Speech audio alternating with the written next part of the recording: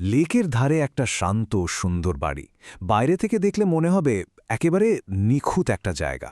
কিন্তু এই বাড়ির চারদেয়ালের ভেতরে লুকিয়ে আছে একটার পর একটা মর্মান্তিক ঘটনার এক অন্ধকার ইতিহাস। চলুন আজ আমরা এই বাড়ির সেই রহস্যের গভীরে যাই। চলুন শুরু করা যাক এমন একজনের কথা দিয়ে, যিনি এই বাড়ির ভেতরে কি আছে তা নিজের চোখে দেখেছেন। ওনার এই একটা কথাই বুঝিয়ে দেয় বাড়িটার কুখ্যাতি ঠিক কী পর্যায়ের। একবার ভাবুন তো, লেকের ধারে একটা পুরনো সুন্দর বাড়ি ফোরক্লোজার নিলাম থেকে কেনা হয়েছে। দামটাও এত কম যে বিশ্বাসই হয় না। কিন্তু এত কম দামে পাওয়া এই স্বপ্নের বাড়ির আড়ালে যে এমন একটা ভয়ঙ্কর সত্যি লুকিয়ে থাকতে পারে, সেটা কে জানত বলুন। তো চলুন গল্পটা শুরু করা যাক। এই বাড়িটা আসলে কতটা নিখুঁত ছিল।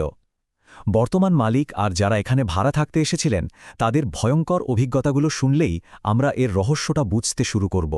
ব্যাপারটা দেখুন, স্বপ্ন আর বাস্তবতার মধ্যে কত বড় পার্থক্য। মালিকরা ভেবেছিলেন অবসরের পর এখানে শান্তিতে থাকবেন, কিন্তু এমন সব ভয়ঙ্কর ঘটনা ঘটতে শুরু করল যে এক রাতের বেশি তারা টিকতেই পারলেন না। এমনকি যখন বাড়িটা ভাড়া দেওয়ার চেষ্টা করলেন, সেটাও একটা বিপর্যয়ে পরিণত হল। তো ঠিক কি ঘটত ওখানে? প্রথমে শুরু হয়েছিল ফিসফিসানি আর আঁচড়ের মতো সাধারণ শব্দ দিয়ে। তারপর আস্তে আস্তে ব্যাপারটা ভয়াবহ হতে শুরু করে। চোখের কোণে ছায়া নড়াচড়া করা, সাদা পোশাক পরা এক মহিলার ছায়ামূর্তি দেখা, আর সবশেষে এমন এক ভয়ঙ্কর দৃশ্য যেখানে দেখা যায় ছাদ থেকে একাধিক মানুষ ঝুলছে। আচ্ছা, সব ভুতুরে বাড়িরই তো একটা চালু গল্প থাকে, তাই না? এই বাড়ির গল্পটা হলো এক শিল্পীকে নিয়ে।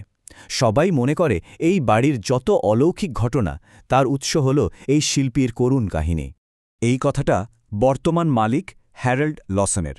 তিনি যখন বাড়িটা কেনেন, তখন স্থানীয়দের কাছে এই শিল্পী সাইরাস ব্ল্যাকওয়েদারের মর্মান্তিক গল্পটা জানতে পারেন। এটাই ছিল এই বাড়ির অশুভ পরিচয়টা প্রথমবার প্রকাশ্যে আসার কারণ। তাহলে এই হল সাইরাস ব্ল্যাকওয়েদার।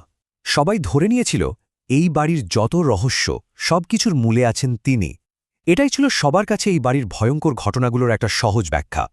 কিন্তু গল্পটা যদি এখানেই শেষ না হয়, কি হবে যদি এই শিল্পী ট্র্যাজেডিটা এই বাড়ির ইতিহাসের শুরু না হয়, বরং একটা লম্বা আর আরও ভয়ঙ্কর ইতিহাসের একটা অংশমাত্র হয়? এখানেই আসল প্রশ্নটা চলে আসে, যা এই তদন্তকে আরও গভীরে নিয়ে যায়। এই শিল্পী কি প্রথম শিকার ছিলেন, নাকি তার আগেও এই বাড়িতে কিছু ঘটেছিল? যখন অলৌকিক ঘটনার তদন্তকারীরা এই বাড়ির ইতিহাস ঘাঁটতে শুরু করলেন, তখন এমন এক সত্যি বেরিয়ে এলো যা সবাইকে চমকে দিয়েছিল। তারা বুঝতে পারলেন এই ট্র্যাজেডিটা ওই শিল্পীর আসার অনেক আগে থেকেই শুরু হয়েছিল। এখন আমরা এমন এক সত্যের মুখোমুখি হতে চলেছি যা শুনলে গায়ে কাটা দেবে। এটা কোনো বিচ্ছিন্ন ঘটনা ছিল না, এটা ছিল একটা প্যাটার্ন, একটা ভয়ঙ্কর প্যাটার্ন, যা দশকের পর দশক ধরে চলে আসছিল। এই টাইমলাইনটা একবার দেখুন। ১৯৫৮ সালে বাড়িটা তৈরি হলো, আর মাত্র ৬ বছরের মাথায় ১৯৬৪ সালে প্রথম পরিবার, জেমসন পরিবারকে মৃত অবস্থায় পাওয়া গেল। এরপর ৭০-এর দশকে আরেকটা পরিবার এলো, কয়েক বছর পর তাদেরও একই পরিণতি।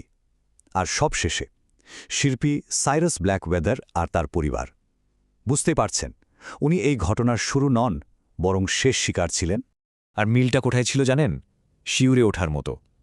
জেমসন পরিবার, তার পরের পরিবারটা, আর শেষে ব্ল্যাকওয়েদারের পরিবার, প্রত্যেককে পাওয়া গিয়েছিল মাস্টার বেডরুমে, ঝুলন্ত অবস্থায়। একই জায়গা, একই পরিণতি, ৩ বার। এটা কোনোভাবেই কাকতালীয় হতে পারে না। এটা একটা প্যাটার্ন। তাহলে আমরা এখন এই বাড়ির মারাত্মক প্যাটার্নটা জেনে গেছি, কিন্তু এর মানে কি? এর পেছনের সত্যিটা কতটা ভয়ঙ্কর? চলুন শেষ পর্বে গিয়ে আমরা সেটাই দেখি। শুধু এই একটা সংখ্যাই যথেষ্ট। ৩টি আলাদা পরিবার, ৩টি ভিন্ন দশক, কিন্তু তাদের সবার ভাগ্য একই সূত্রে বাঁধা। ব্যাপারটা তাহলে কি দাঁড়ালো? সোজা কথায়, এই বাড়িটা তৈরির পর থেকে আজ পর্যন্ত যতগুলো পরিবার এখানে থেকেছে, তাদের সবাইকে ফাঁসিতে ঝুলে মরতে হয়েছে। মনে হচ্ছে বাড়িটাই যেন এক মারাত্মক চক্রের কেন্দ্রবিন্দু। তো আমরা এই আলোচনাটা একটা প্রশ্ন দিয়ে শেষ করতে চাই।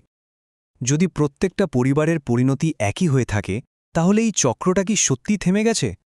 বাড়িটা এখন খালি পড়ে আছে, কিন্তু এটা কি তার পরের শিকারের জন্য অপেক্ষা করছে?